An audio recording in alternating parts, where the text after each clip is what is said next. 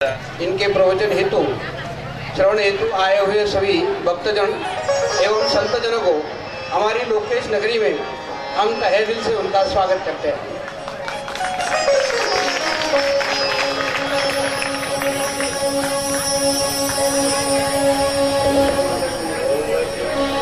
आजच्या पूजेचे मान्यवर श्री सुभाष भादू पाटील बोरखेडा,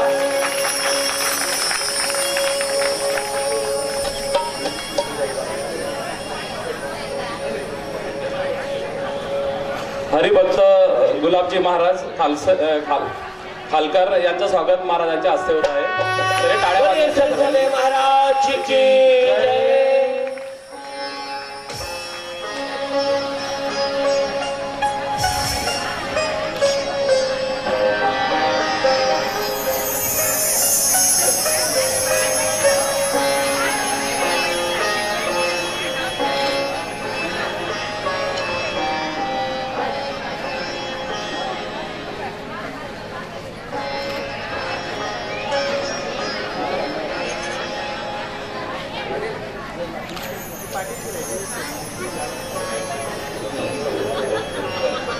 महाराजांचं स्वागत आज पुणेरी पगडी घालून करण्यात आलेलं आहे।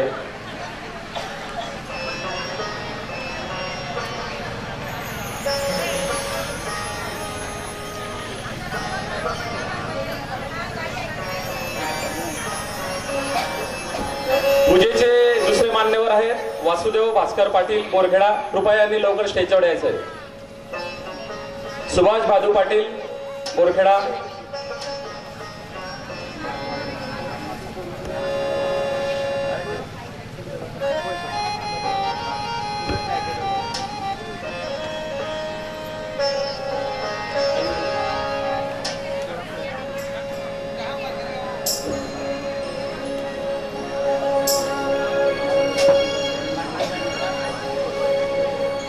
श्री खालकर महाराज संगीत म्युझिकल जे आहेत त्यांचं स्वागत करणार आहेत।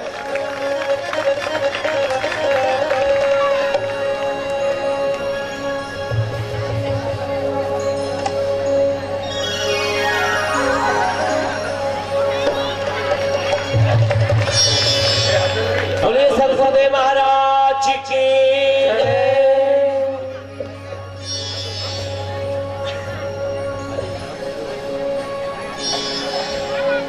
पूजेचे दुसरे मान्यवर वासुदेव भास्कर पाटील यांनी लवकर स्टेजवर यायचं आहे।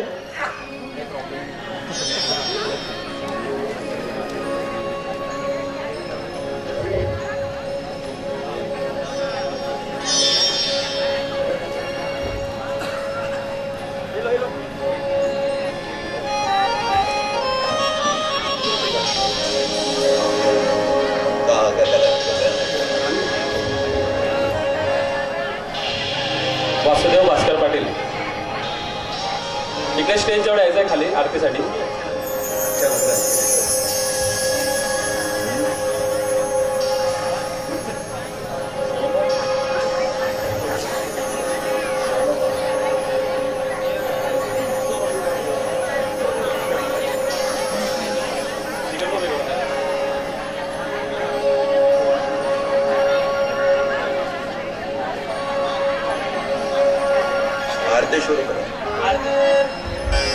आरती जग पावन पुराण की, आरती जग पावन पुराण की, नाथ चरित विचित्र गान की, आरती जग पावन पुराण की।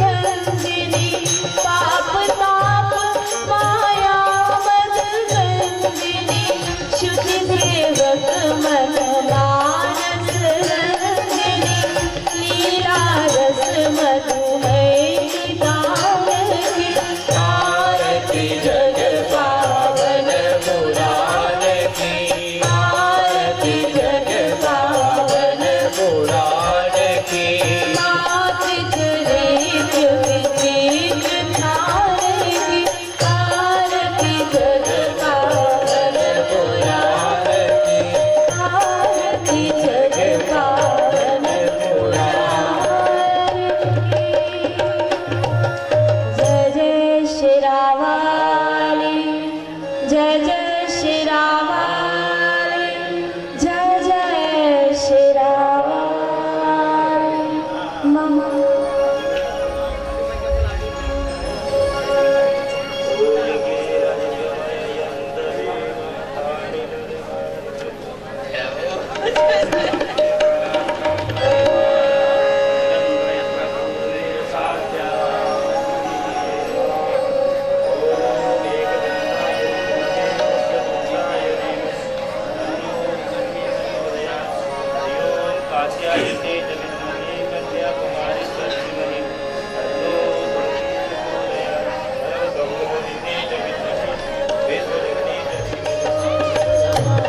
हरे हरे राम राम राम, हरे हरे राम राम राम, हरे हरे।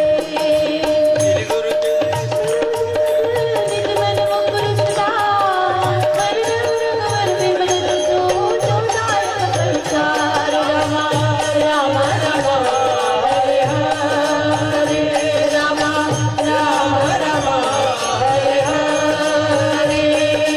बुद्धिहीन तनु जानिके तुमिरो पवन कुमार, बल बुद्धि विद्या देव मोहि हरहु कलेश विकार। राम राम राम, हरे हरे राम राम राम, हरे हरे। हनुमान ज्ञान गुण सागर, जय कपीस तिहु लोक उजागर। रामदूत अतुलित बल धामा, अंजन पुत्र पवन सुत नामा। राम राम राम, हरे हरे राम हरिभक्त पारायण गुलाबजी महाराज पालघर आळे। महावीर विक्रम बजरंगी, सुमति निवार सुमति के संगी। कंचन वरण विराज सुबेसा, कानन कुंडल कुंचित केसा। राम राम राम, हरे हरे राम राम राम, हरे हरे। हाथ वज्र और ध्वजा विराजे, कांधे मूंज जनेऊ साजे। शंकर सुवन केसरी नंदन, तेज प्रताप महाजगवंदन। राम राम राम, हरे हरे राम राम राम, हरे हरे। विद्यावान गुणी अति चातुर, राम काज करिबे को आतुर। प्रभु चरित्र सुनिबे को रसिया, रामन भय सीता मन बसिया। राम राम राम, हरे हरे राम राम राम, हरे हरे।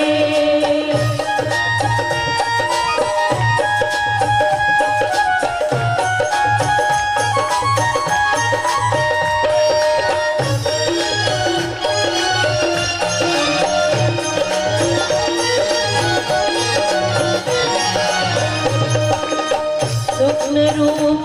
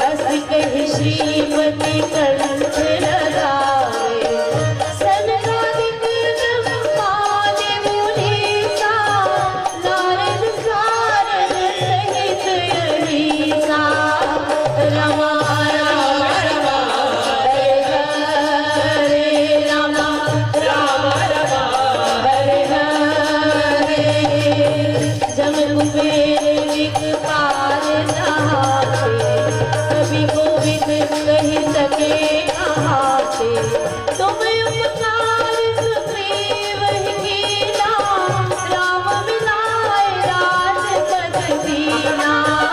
राम राम राम हरे राम, राम राम हरे हरे।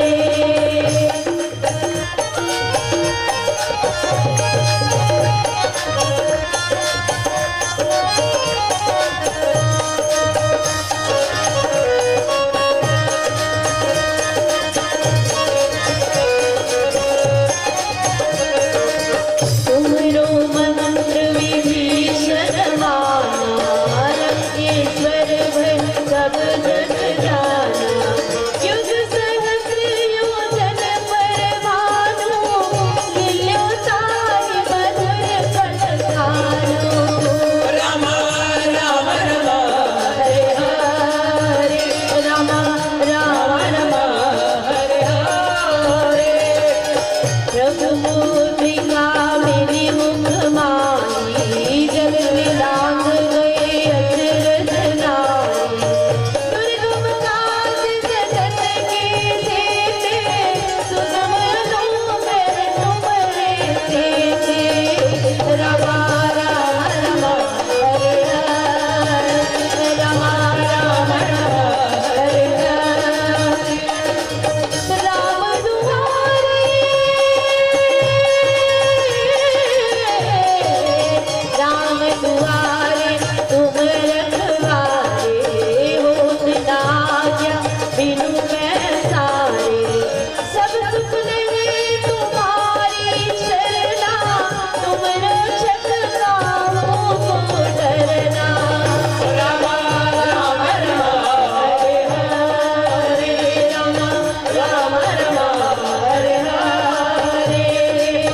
आपन तेज समारो आपे, तीनों लोक हांकते कांपे। भूत पिशाच निकट नहीं आवे, महावीर जब नाम सुनावे। राम राम राम हरे हरे, राम राम राम हरे हरे। नासे रोग हरे सब पीरा, जपत निरंतर हनुमत वीरा। संकट छुड़ावे मन क्रम वचन ध्यान जो लावे। राम राम राम हरे हरे, राम राम राम हरे हरे।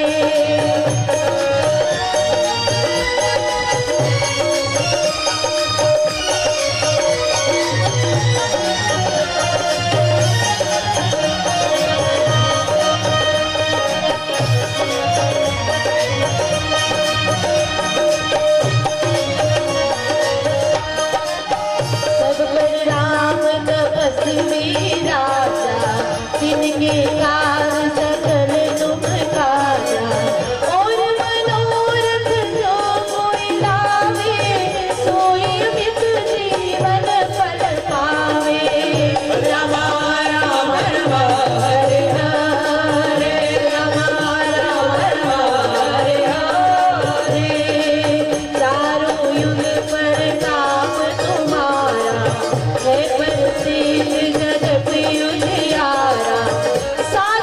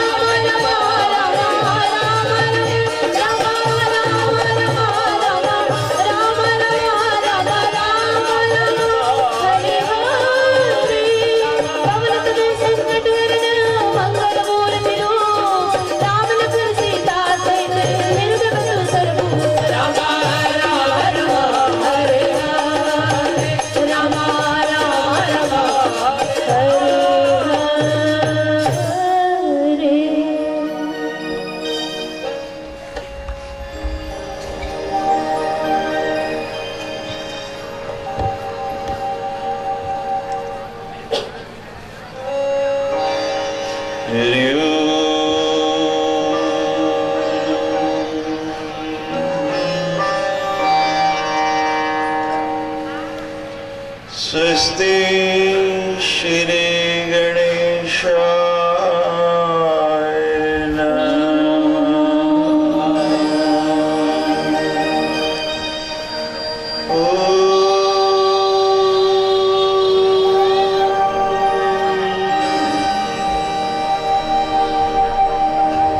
श्री सरस्वती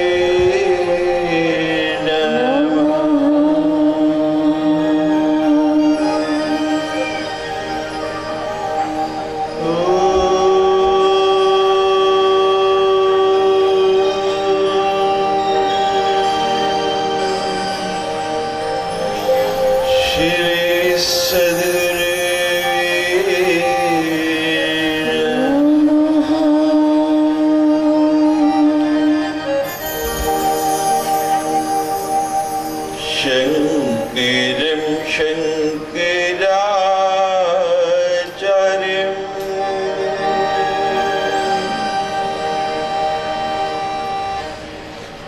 केशवं बद्रिनारायणं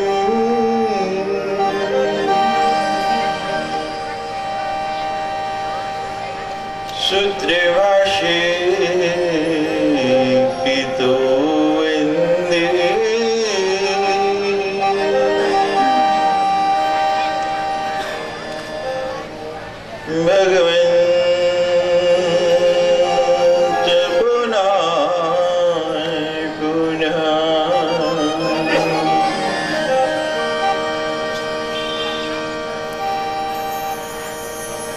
नारायण नमस्कृत्यं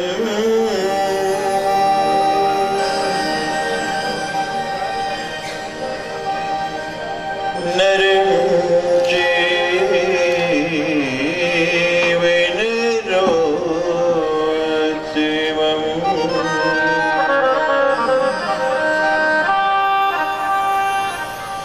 देवी सरस्वती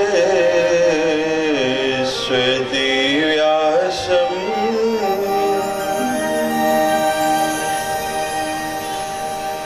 ततो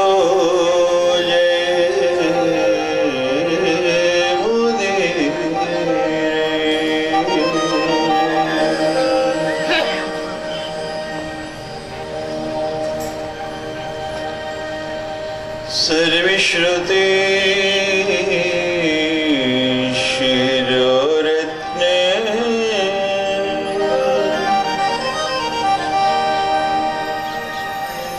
विराजित पदं भुजे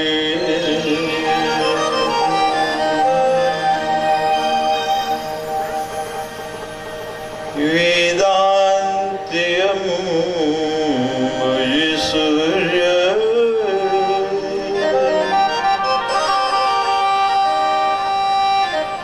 तस्मै श्री गुरुवे नमः।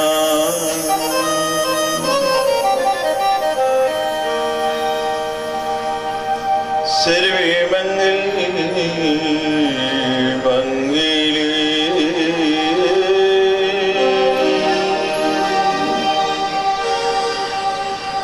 शिवे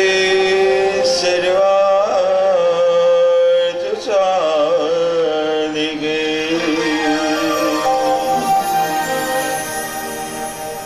शरणे त्र्यंबके गौरी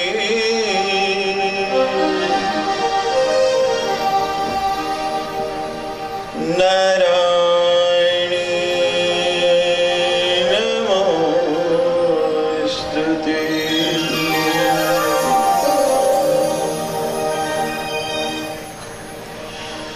सृष्टि स्थिति विनाशाला शक्तिभूते सनातनी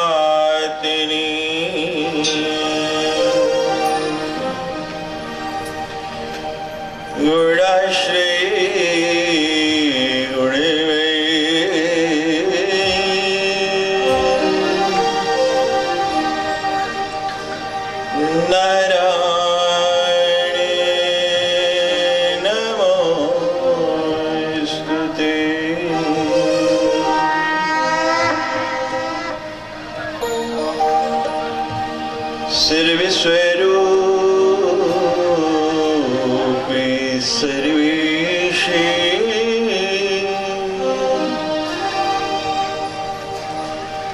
सर्वशक्ति समन्विते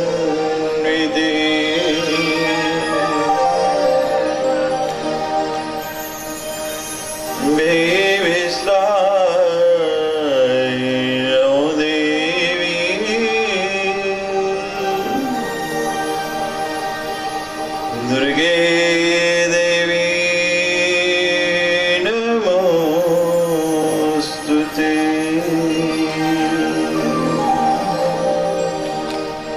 सच्चे दरबार की सच्चिया जूता वाली माता तेरी सदा ही जय। ये कारा वीर बजरंगी हर हर महादेव। नमः पार्वती पते। हर हर महादेव। जय जय श्री राम। बोलिए सद्गुरु महाराज की जय।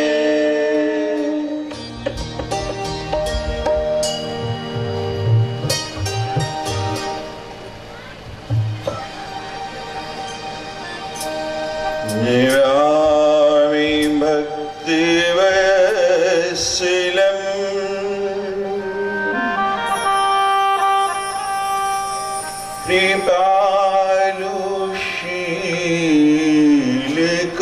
कृपालुशीलकोमलम्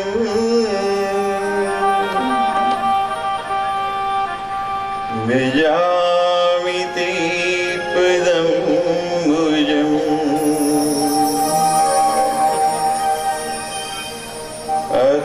अकामिनां सदा मदम्।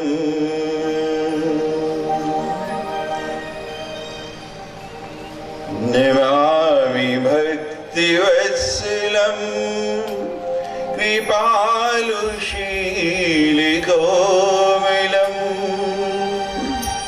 भजामि ते पदम्बुजम्। अकामिनां स्वधामदम्।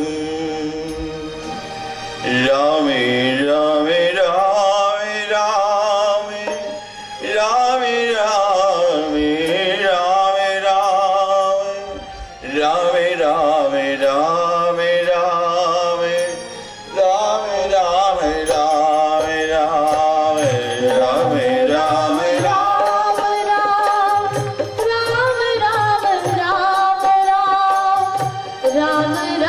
राम राम राम राम राम राम राम। रामे रामे रामे रामे रामे रामे रामे रामे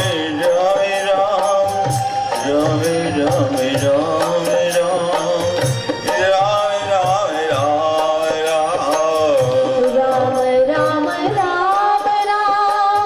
राम राम राम राम राम राम राम राम।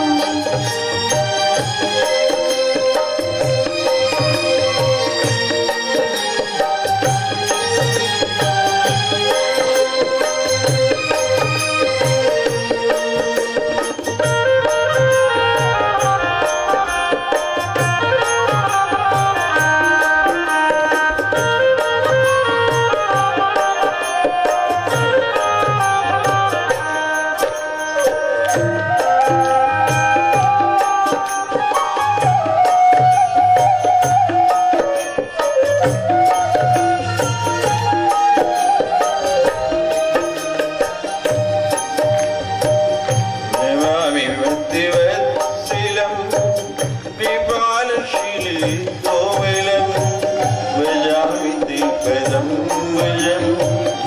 अकामिनां स्वधामदम्। निकामिष्यामि सुन्दरम् भवाम्बुनाथ मन्दिरम्। प्रफुल्लितमञ्जलोचनम् मदादिदोषमोचनम्। राम राम राम राम राम राम राम राम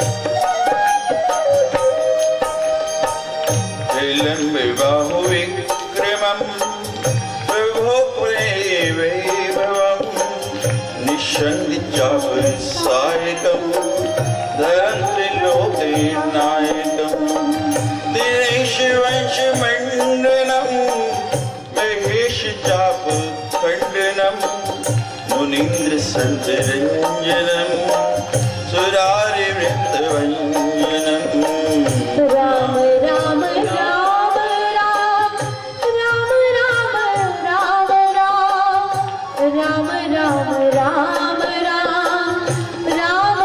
राम राम राम राम राम राम राम राम राम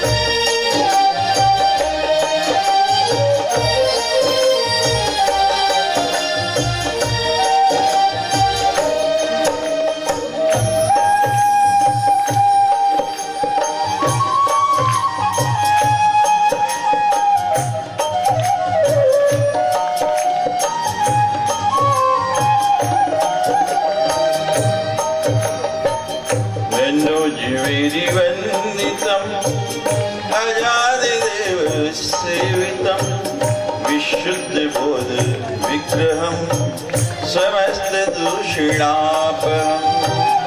नमामीन्द्रिरापतिं सुखाकरं सतां गतिं भजे शक्तिसानुजं शचीपति प्रियानुजम् राम राम राम राम राम राम राम राम राम राम राम राम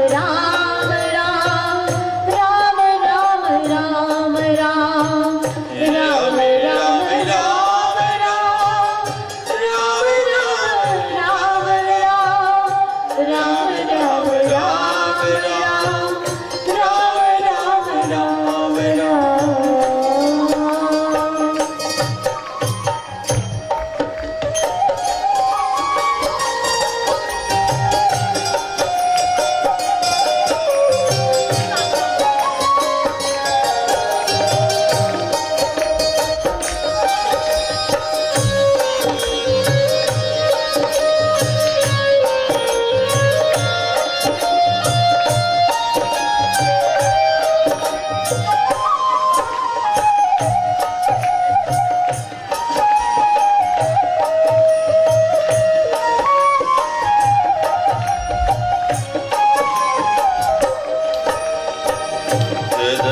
तदङ्घ्रिणरा भजन्ति हीने वत्सरा वदन्ति नो वितर्कविधि सङ्कुले विविक्तवासिनो सदा भजन्ति मुक्तये मुदा निरस्य इन्द्रियादिकं प्रयान्ति ते गतितमम् राम राम राम राम राम राम राम राम राम राम राम राम राम राम राम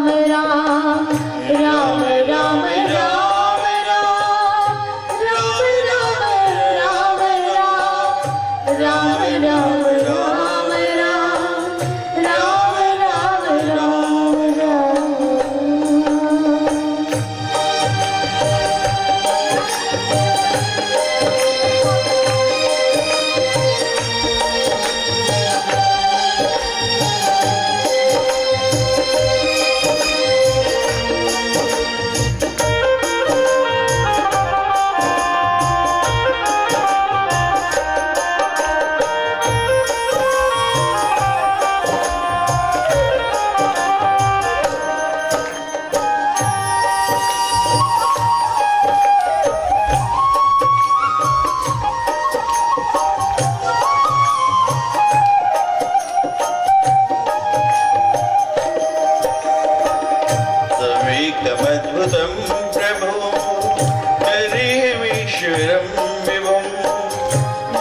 जगद्गुरु च शाश्वतम् तुरीयमेव केवलम् भजामि भाववल्लभम् सुयोगिना सुदुर्लभम् च भक्तकल्पपादिपम् समं सेव्यमन्नवम् राम राम राम राम राम राम राम राम राम राम राम राम राम राम राम राम राम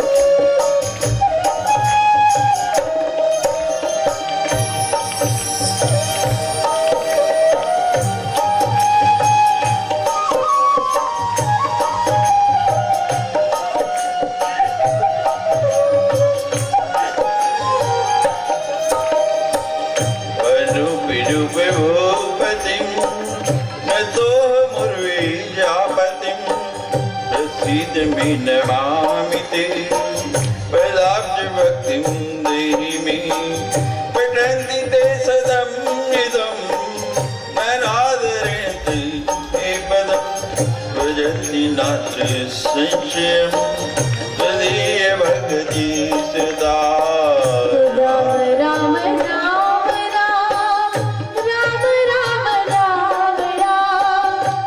राम राम राम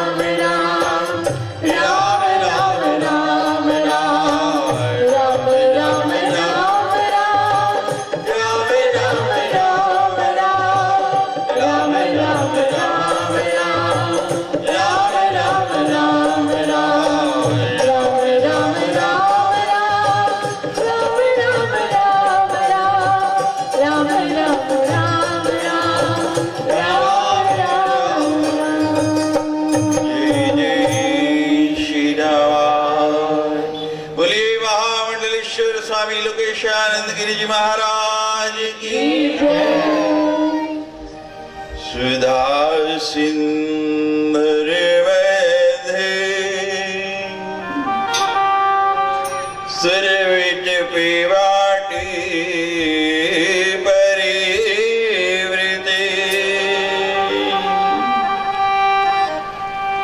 मणिदीपो नीपो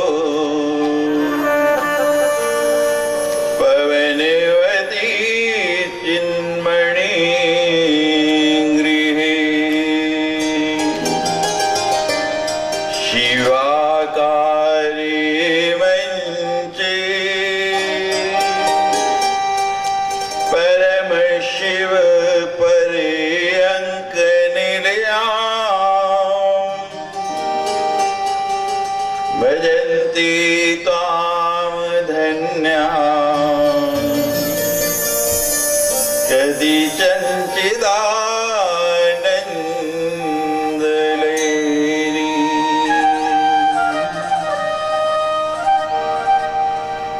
आदिगुरु शंकराचार्य रचित सुंदरी लहरी के अंदर बड़ा सुंदर श्लोक आया है। सुधा सिंधुर मध्य सुर विट पवाटी परिवृते।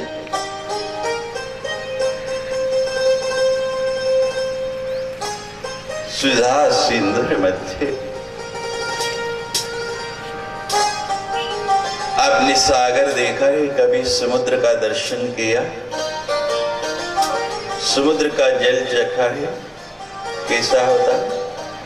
खारा। 7 समुद्र ही इस धरा के ऊपर,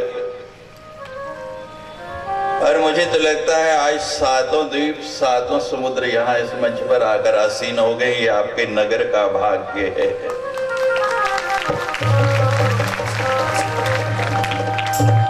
उस महापुरुष की ये तपस्थली, जन्म स्थली, ये उस महापुरुष का प्रभाव है।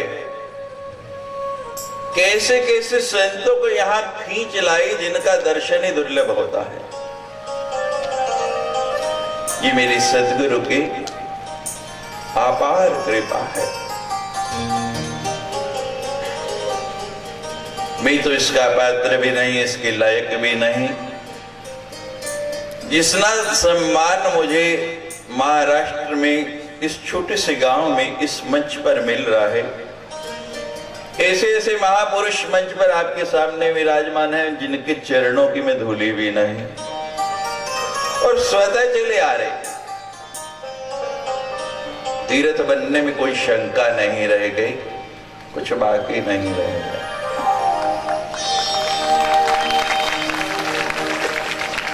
तीर्थ गए हैं एक फल और संत मिले फल 4।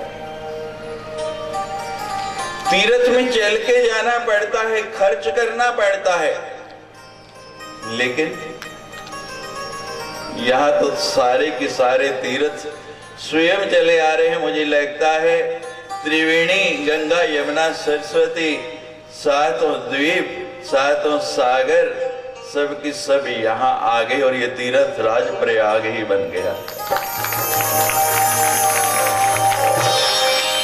संसार के अंदर जितने भी समुद्र हैं, 7 सागरों में किसी का भी जल चख लो आप, खारा। भगवान विष्णु जहां निवास करते हैं, जिस क्षीर सागर में रहते हैं, वहां जल नहीं है, उसमें क्या है? क्षीर सागर कहती हैं, वो दूध का, क्षीर का समुद्र है, उसके अंदर दूध है। लेकिन पराम्मा भगवती आदि शक्ति जहां विराजती है, जिनकी आप ये पावन गाथा सुन रहे हैं, भगवती की ये वांगमयी मूर्ति यहाँ आके विराजमान हुई।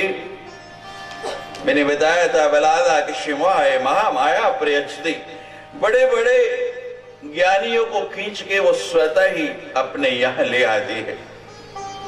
वो पराम्मा शक्ति यहाँ आके विराजमान हुई, जिस सागर के अंदर वो विराजती है, जहां उसका वो मणिद्वीप है, उसका नाम क्या है?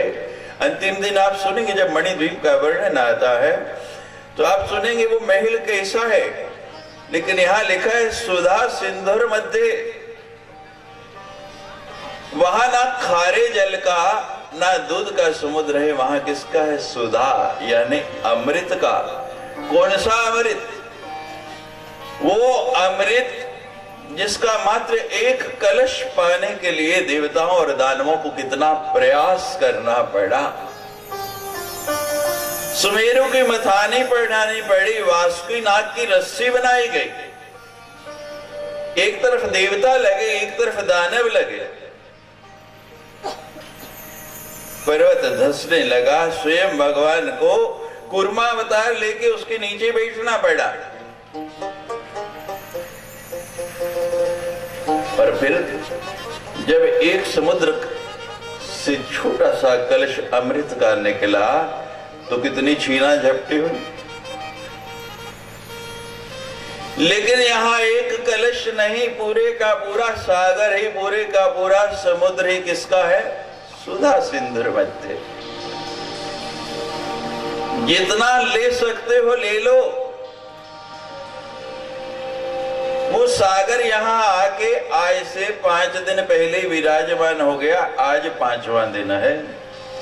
और संसार की जितनी भी नदियां हैं, सब नदियों का लक्ष्य क्या है? कहां जाती हैं नदियां? बोलिए, किससे जाके मिलती हैं? सागर से। सागर आया तो नदियां स्वतः ही आने लगी, अपने आप ही वहां पहुंचने लगी। छोटी छोटी चीजों को पकड़ना छोड़ो, मूल को पकड़ लो। सुधा सिंधुर मध्य सुरविट बवाटी परिवृते।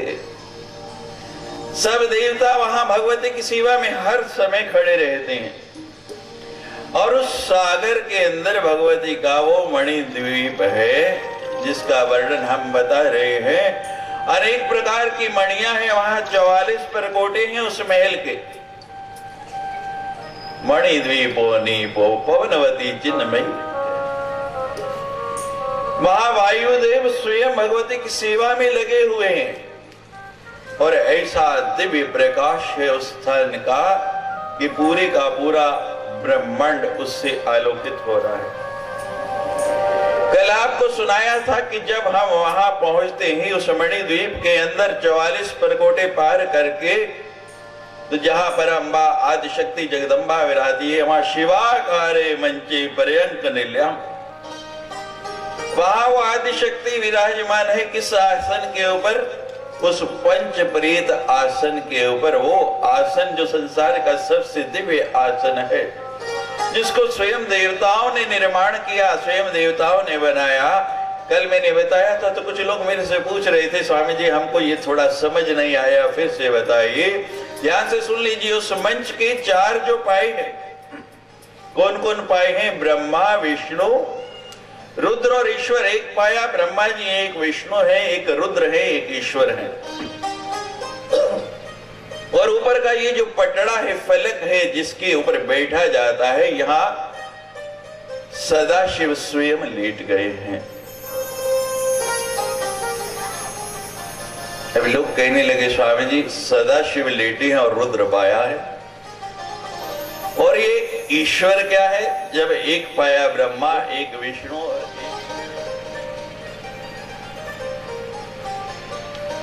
हमारी 10 महाविद्याएं हैं, नव दुर्गा और 10 महाविद्या। उन 10 महाविद्याओं का कार्यकाल 24 घंटे का है। पहली काली, दूसरी तारा और तीसरी जो त्रिपुर भैरवी है, वही ये राज राजेश्वरी है जो इस आसन के ऊपर विराजमान होती है। सब शक्तियों का अपना अपना प्रभाव है। 10 महाविद्या की चर्चा करूंगा तो बाकी कथा तो छूट जाएगी, बड़ा लंबा विषय है वो। आप देखते हैं संसार में कलह भी होते हैं, झगड़े भी होते हैं। उन्हीं 10 महाविद्याओं में एक धूमावती है, जिनके रथ के ऊपर, ध्वज के ऊपर कौवा है। उसका भी कार्यकाल है। आप देखें काली और तारा का स्वरूप तो आप देखेंगे नीचे भगवान शंकर लेटे हैं और ऊपर उनकी छाती में त्रिशूल रख के काली खड़ी है। वही सदाशिव इसका फलक है।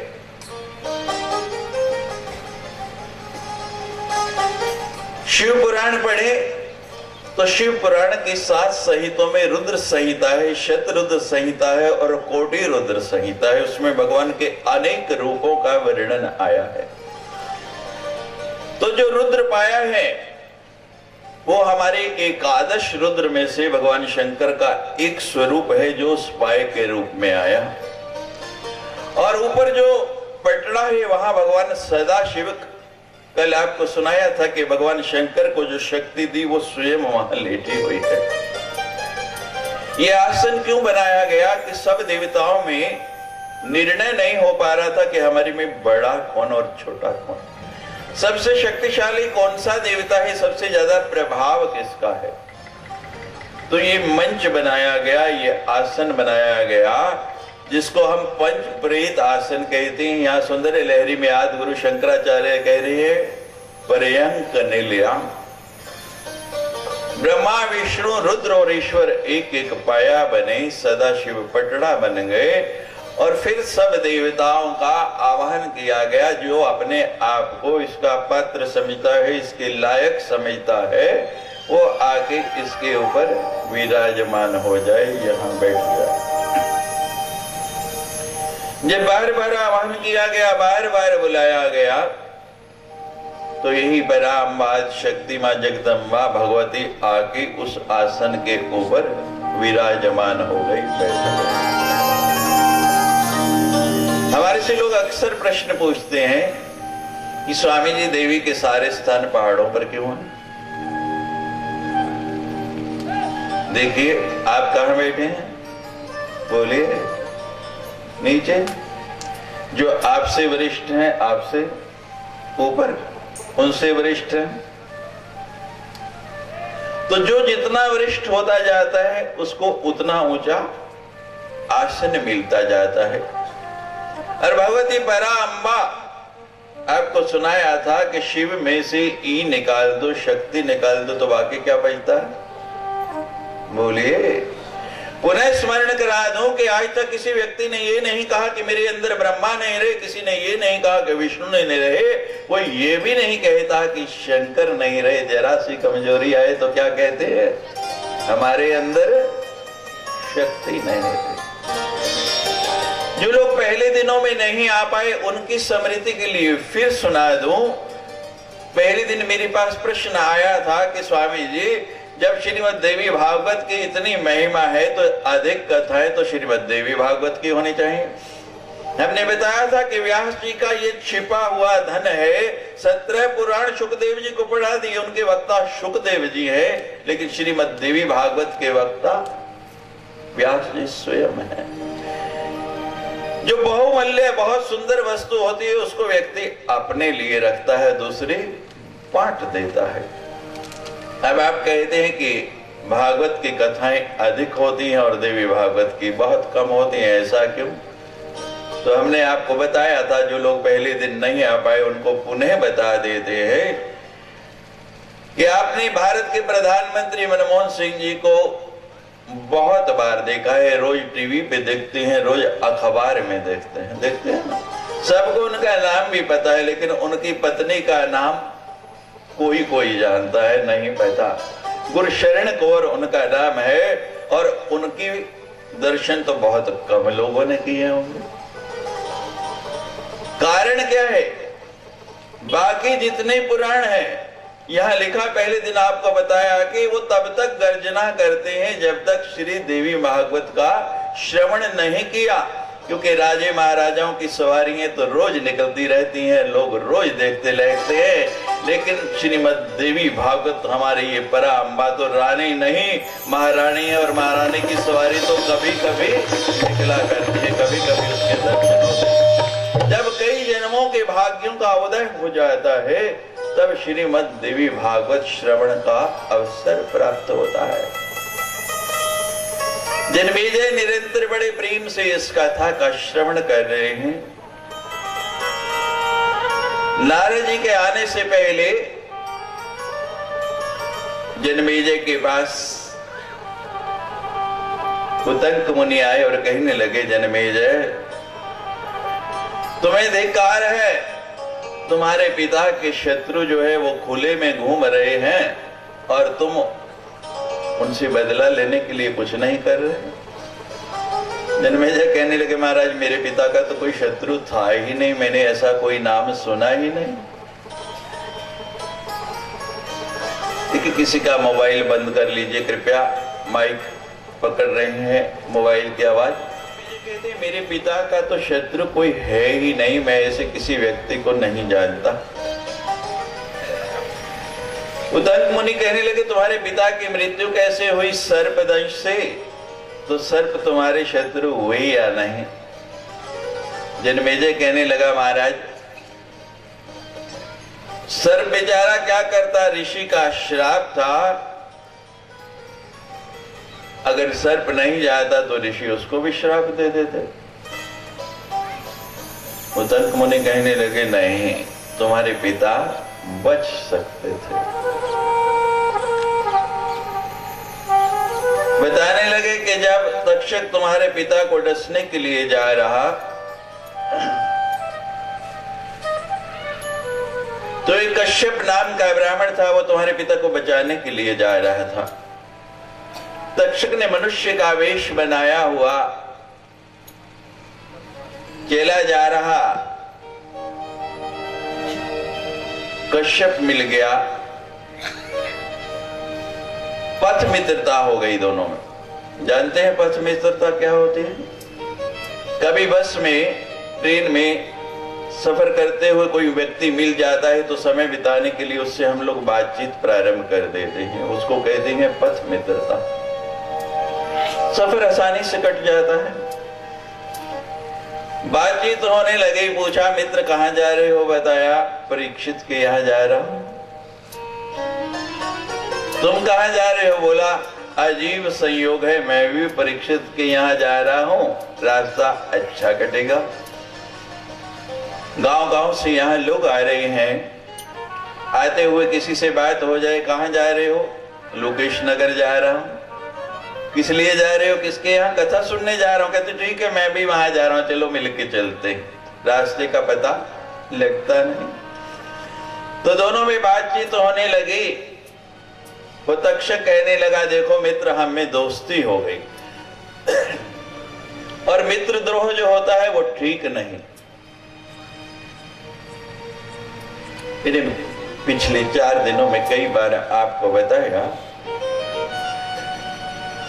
कि मात्र कथा पर नहीं जाना है, कथा के भाव पर जाना है। उसका भाव क्या है? हम मनुष्य होते हुए भी मित्र द्रोह करते हैं, एक बार नहीं अनेक बार करते हैं, प्रतिदिन करते हैं। वो तक्षक है, सर्प है, और काम क्या है? डसना। लेकिन वृत्ति देखिए कि वो तक्षक ने मनुष्य का वेश धारण किया, मनुष्य के शरीर में आया, और शरीर में आते भाव कैसे बदला? वो कहता है कि मित्र द्रोह नहीं करना चाहिए। संसार में आज तक किसी भी पशु को ये नहीं कहना पड़ा कि पशु बन। यहां तक कि सबसे निरीह पशु जो है, गधे को भी कभी ये नहीं कहना पड़ता कि गधा बन। कभी कहना पड़ता भाई? लेकिन मनुष्य को बार बार कहना पड़ता है कि मनुष्य बनो, इंसानों की तरह आचरण करो। क्यों कहना पड़ता है? हमें शरीर तो मनुष्य का मिल गया, लेकिन मनुष्य होते हुए भी हम पशुवत व्यवहार करते हैं। अभी आगे आने वाली है नारद जी की कथा, आप उसमें सुनेंगे। तक्षक का शरीर देखिए, उसका चरित्र देखिए कि कुछ देर के लिए मनुष्य का शरीर धारण किया है, नकली ही किया, लेकिन फिर भी वृत्ति कैसी हो गई।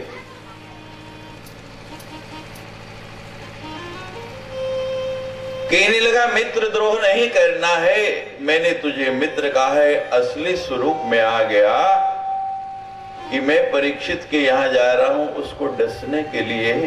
जो तक्षक डसने जा रहा था वो मैं ही हूं, लेकिन तुम क्यों जा रहा है परीक्षित के यहाँ?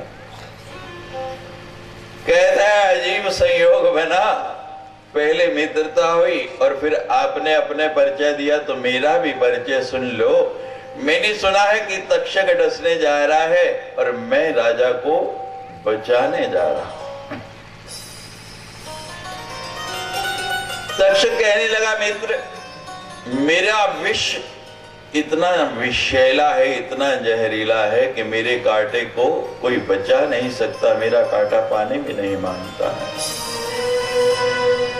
वो कश्यप नाम का ब्राह्मण कहता है कि मेरे सदगुरु के दिए हुए मंत्र का इतना प्रभाव है कि कैसा भी विष हो क्षण भर में उतर जाता है। हमारे यहाँ कहते हैं हाथ कंगन को हार से क्या और पढ़े लिखे को हार से क्या। वो कहने लगे यही परीक्षण हो जाए। तक्षक कहता है कि मेरा विष का प्रभाव देखो। सामने एक हरा भरा पेड़ था, तक्षक ने डंक मारा, पेड़ में आग लग गई, धू-धू करके पेड़ जलने लगा। यदि देखा मेरा प्रभाव, कश्यप जरा भी विचलित नहीं हुआ, जरा भी नहीं घबराया। हाथ में जल लिया, मंत्र पड़ा, सर्पाप सर्प भद्रन्ते गच्छ सर्प महाविष्जन्मे जस्य यज्ञान्ते आस्तिक वचनम समरास्तिकस्य वचन शुद्धा यह सर्प न निवर्तते शतता विद्यते मूर्धनि शिंश वृक्ष फलम यथा। जल छिड़का, पेड़ फिर से हरा भरा हो गया। दक्षिण समझ गया कि सामने वाला मेरे से ज्यादा ताकतवर है। कहने लगा, मित्र मैं तो ऋषि के श्राप से बंधा हूं, डसने के लिए जा रहा हूं, लेकिन तुम क्यों बचाना चाहते हो परीक्षित को? वो कश्यप कहता है कि परीक्षित जैसा धर्मात्मा राजा कहां मिलेगा, और राजा को बचाऊंगा तो कितना धन मिलेगा, मेरी दरिद्रता दूर हो जाएगी। तक्षक कहने लगा कि तू बचाने मत जा, तुझे धन चाहिए ना, हम नाग हैं और नाग जहां रहते हैं वहां तो बहुत मणियां होती हैं, जितना धन चाहिए ले जा। कहने लगा धन तो मिल जाएगा, लेकिन राजा को बचाऊंगा तो मेरी कीर्ति बहुत होगी, नाम बहुत होगा, मेरा यश बहुत होगा। हमारे ब्रह्मलीन स्वामी जी सदगुरु महाराज कहा करते थे कि व्यक्ति के 3 दुश्मन हैं, पुत्रेषणा, वितेषणा और लोकेषणा। इनसे संसार में कोई बच नहीं पाया है। हर व्यक्ति को वितेषणा है, हर व्यक्ति धन चाहता है कि मैं धनवान हो जाऊं, धनवान हो जाऊं और धनवान हो जाऊं।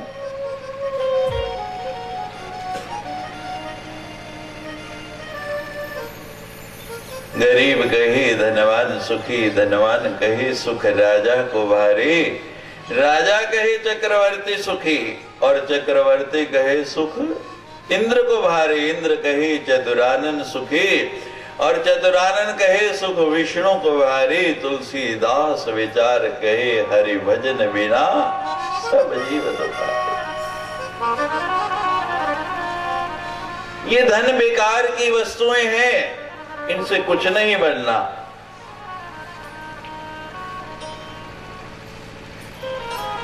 जितना अधिक धन आता है, लोभ उतना अधिक बढ़ता जाता है, उतना और बढ़ता जाता है।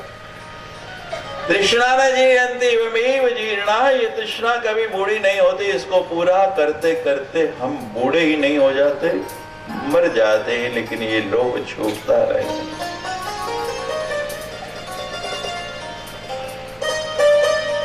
ये तो ऐसा। फिर बता दिया पुत्रेषणा, संसार में हर व्यक्ति पुत्र चाहता है, मेरी संतान हो, मेरा वंश आगे बढ़े। तीसरी बता दी लोकेषणा, पहली 2 से हम लोग बचे हैं, ये जितने मंच पर आपके सामने बैठे हैं ना, इसकी कोई रुचि नहीं, ना विदेषणा और ना पुत्रेषणा। लेकिन तीसरी से बचना बड़ा मुश्किल है, लोकेषणा। हर व्यक्ति चाहता है मेरी खूब प्रसिद्धि हो, मेरा खूब नाम हो। तो तक्षक कहता है धन चाहिए तो ये धन दिया, तो अपना यश चाहता है तो ये मंत्र जो अभी भी बोला है ना, इसको जो बोलेगा इसका जप जहां होगा हम वहां नहीं जाएंगे। जहां सर्प बहुत निकलते हो ना, वहां इस मंत्र का जप कर लेना, सर्प नहीं आएंगे। और जो इस मंत्र की साधना कर लेता है, फिर वो कश्यप की तरह ही सांप के कांटे पर भी जल छिड़के तो उसका विष उतर जाता है।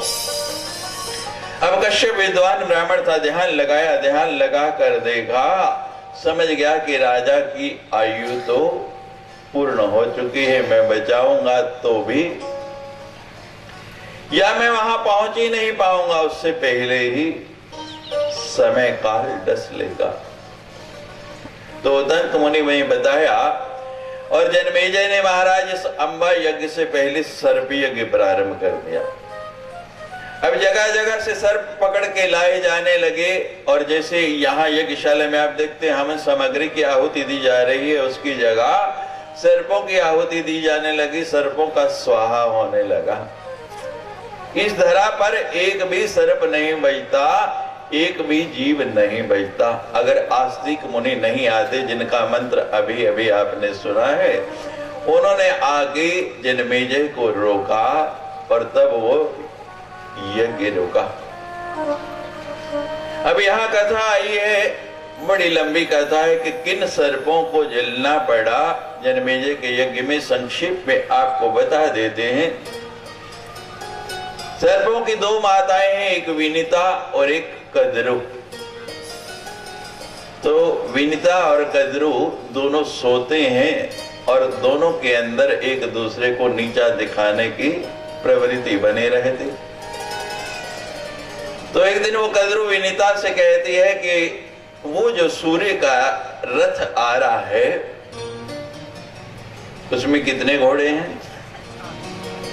सूर्य के रथ में कितने घोड़े हैं? 7। कहने लगी ये जो बीच वाला सबसे 3 इधर छोड़ दो, 3 इधर छोड़ दो, बीच वाला घोड़ा है उसकी पूंछ के बाल काले हैं या सफेद? अब सूर्य के रथ में तो सारे के सारे सफेद घोड़े हैं, बाल भी सफेद, और दिन का प्रकाश, सूर्य का प्रकाश स्पष्ट दिखाई दे रहा है। विनीता ने कहा बाल सफेद है, कहते नहीं काले हैं। कद्रू कहती है बाल काले हैं।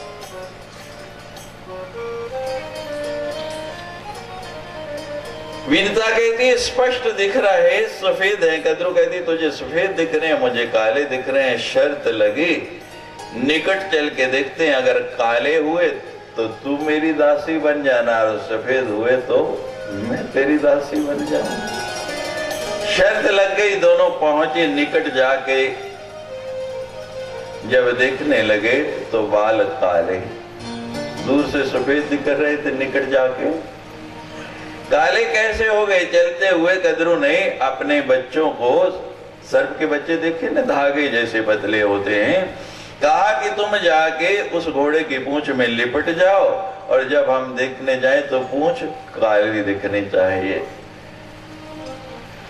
विनीता को कद्रू की दासी बनना पड़ गया, दासी बन गई। और जब वहां से वापस चले, थोड़ी दूर आए, ध्यान लगाया तो देखी वो सर्प के बच्चे, कद्रू के बच्चे उतर रहे हैं। श्राप दे दिया कि तुमको जन्मेजय के यज्ञ में जलना पड़ेगा।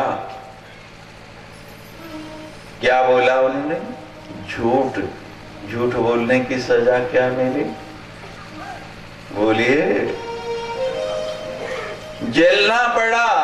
सोच लो, उस अग्नि में ना भी जलना पड़े, लेकिन अपने अंतर की अग्नि में आपको पल पल जलना पड़ता है। जो सच बोलता है वो भयहीन हो जाता है, उसको डर नहीं रहता, भय से मुक्त हो जाता है। लेकिन जो झूठ बोलता है उसके अंतर में एक भय समाया रहता है, डर समाया। अपने अंतर की अग्नि में ही वो सदा जलता रहता है। यहां लिखा है नास्ति सत्यम समम तपः, साच बराबर तप नहीं और झूठ बराबर, बोलिए, साच बराबर तप नहीं और झूठ बराबर ताप, जाके हृदय साच है ताके हृदय। और आजकल तुम्हारा झूठ का लाइसेंस मिल गया हर एक। रामचरितमानस का बड़ा सुंदर प्रसंग है। भगवान राम गए वनवास में और भारद्वाज मुनि के आश्रम में रुके। भगवान वन में चले गए, पीछे पीछे भरत जो है मनाने के लिए गए। और जब भारद्वाज मुनि के आश्रम में पहुंचे तो भारद्वाज मुनि ने कहा, सुनो भरत, तुम सब विधि साधु जन्म हमार सफल भाजो। भरत की आंखों से झरझर आंसू बहने लगे, नेत्रों से जल गिरने लगा। कहने लगे, महाराज पूरा संसार मेरी निंदा कर रहा है, पूरा संसार मेरा अपमान कर रहा है, मुझे दोष दे रहा है, लेकिन आप तो संत हैं, आप तो ये बात नहीं कहो, मैं पहले ही बड़ा दुखी और आप मुझे साधु कह रहे हो। भारद्वाज मुनि ने कहा, मैं जो कह रहा हूं वो बिल्कुल सत्य। सुनो भरत, हम झूठ न कहीं, उदासीन तापस रहे। ये तापस वेश बनाया है, वन में रहते हैं, मैं झूठ नहीं कहता हूं। ये संसार का नियम है, झूठे ही देना, झूठे ही लेना, झूठे ही भोजन, झूठ चबेना। भारद्वाज मुनि बता रहे हैं कि भगवान के दर्शन का फल क्या। रामचरितमानस में बड़ा सुंदर आया है, इस प्रसंग के अंदर आप मंदिर जाते हो, भगवान का दर्शन होता है, लेकिन भगवान के दर्शन का फल क्या है? भारद्वाज मुनि कह रहे हैं कि कल भगवान मेरे यहाँ होके गए, मुझे दर्शन देख के गए, और भगवान के दर्शन का फल मुझे आज मिला। क्या मिला? कहते साधु का दर्शन हो गया, संतों का दर्शन हो गया। आप 4 दिन से कथा सुन रहे हैं, आज 5वां दिन है। हमारे खारकर जी महाराज, हमारे केवलानंद जी, और कैसे कैसे विलक्षण संत। हमें लगता है कथा पूर्ण होते होते मंच छोटा पड़ने लगेगा। ये भगवान के दर्शन का फल है, संतों का दर्शन। अब सुन लीजिए संत के दर्शन का फल क्या है। कल आपको बताया था, कोई संत आपके यहाँ आए, भिक्षा कर जाए तो समझना आपके पाप भस्म हो गए। संत आपका भोजन नहीं करता, आपके पाप खा जाता है। संत के दर्शन का फल भवतरण।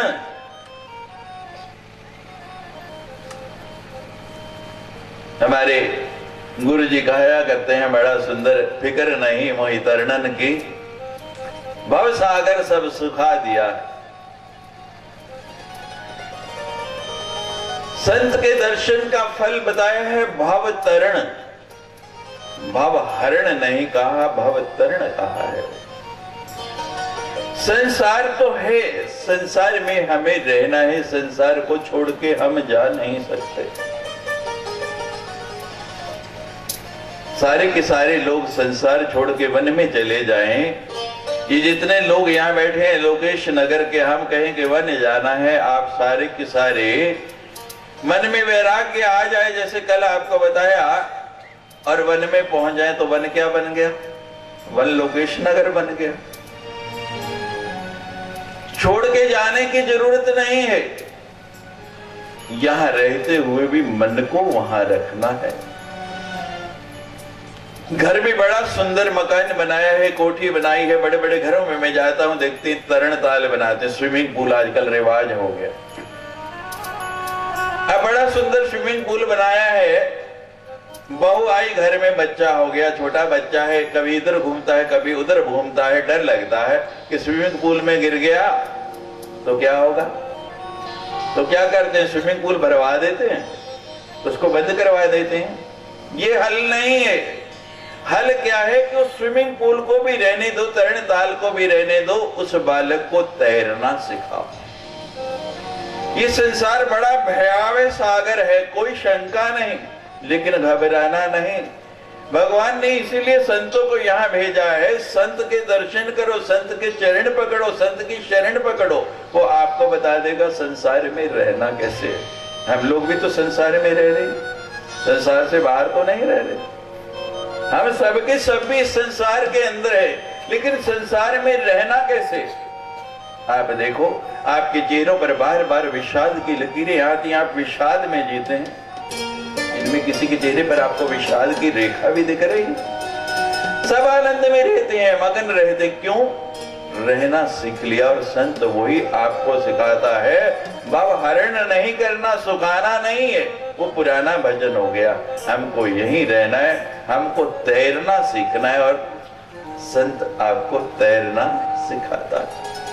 आप में से किसी को तैरना आता है? जरा हाथ ऊपर करो। बहुत लोगों को आता है। जब तैर के आते हैं, स्विमिंग करके आते हैं, तो शरीर कितना प्रफुल्लित होता है, बोलो। होता है कि नहीं? शरीर के अंदर एक ताजगी आती है। और जब शरीर के अंदर एक ताजगी आती है, रोज आप जिनको तैरना नहीं आता वो भी स्नान करते हैं, तो स्नान के बाद क्या होता है? एक नई ताजगी आती है, स्फूर्ति आती है। और जब वो स्फूर्ति आती है तो कितनी शांति मिलती है, बोलिए, मिलती है या नहीं? और किसके लिए भटक रहे हैं सब लोग? मात्र शांति के लिए। तो ये क्रम है, भगवान का दर्शन, फिर संत का दर्शन। संत के दर्शन के बाद जीने की कला आ जाए, और जब जीने की कला आ गई तो फिर दुख है ही नहीं, फिर मात्र शांति शांति है। जय जय रामा, जय जय श्री रामा। भगवती को मना के कथा के क्रम में प्रवेश करें। और आज स्तुति से नहीं। देखिए, कई प्रकार का प्रेम होता है संसार में, बहुत सी कथाएं आई हैं, लेकिन मात्र एक बार मिला मैं,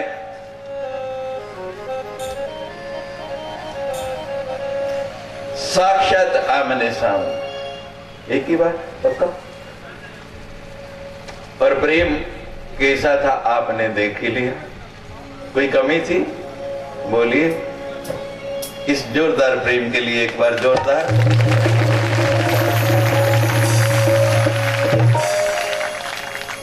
लेकिन उस मिलने के बाद ऐसी प्रीत लगी, मेरे ख्याल मेरी निरंतर कथा सुनने वालों को भी याद नहीं होगी। हमारी कैसेटें सुन सुन के उन्होंने सारा याद कर दिया और सारों को एकदम मिलते ही पहचान लिया। मैं हैरान हुआ कि मात्र मैं ही मिला, आप इन सबको कैसे जानते? और पूरी गिन के पगड़ियां लाए सबके लिए, और आते ही कहा कि मुझे तो आज वो भजन सुनना है। तो आज हम स्तुति नहीं, प्रेम को समर्पित वो भजन जो हमारे खालकर महाराज जी ने कहा। भैया जी तेरे नैन बड़े सोने, भैया जी तेरे नैन बड़े सोने।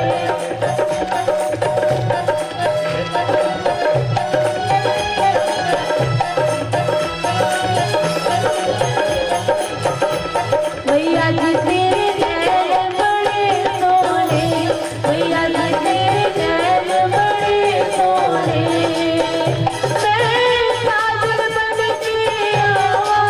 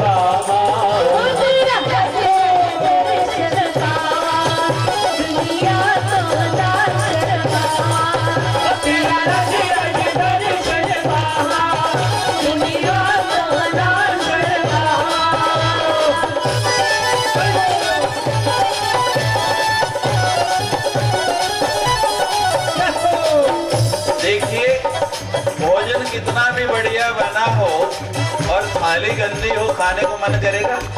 बोलिए। चाय बहुत बढ़िया है, स्वादिष्ट है, और प्याली बड़ी गंदी है, मक्खियां भिनभिना रही, पिएंगे? कहते भोजन नहीं थाली बिन, भोजन नहीं थाली बिन, और चाय नहीं प्याली बिन, और कहते हैं बाग नहीं माली बिन। भोजन नहीं थाली बिन, चाय नहीं प्याली बिन, और बाग नहीं माली बिन। और हमने तो ये भी सुना है लोगों से कि ससुराल नहीं साली बिन। भोजन नहीं थाली बिन, चाय नहीं प्याली बिन, बाग नहीं माली बिन, ससुराल नहीं साली बिन, और कीर्तन नहीं।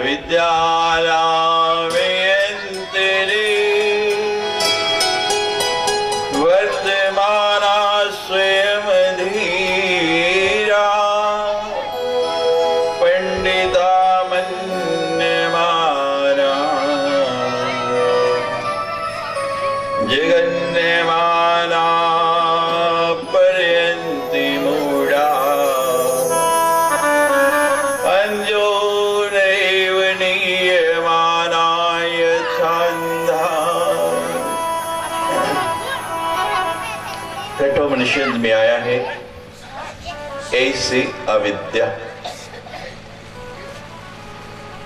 ऐसे अविद्या। पहले आपने सुना था अविद्या नाम अंतर तिमिर द्वीप नगरी।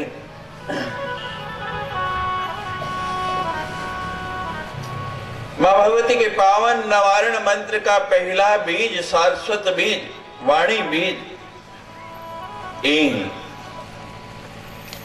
कहते इस अविद्या का नाश कैसे होगा, ये अविद्या मिटेगी कैसे?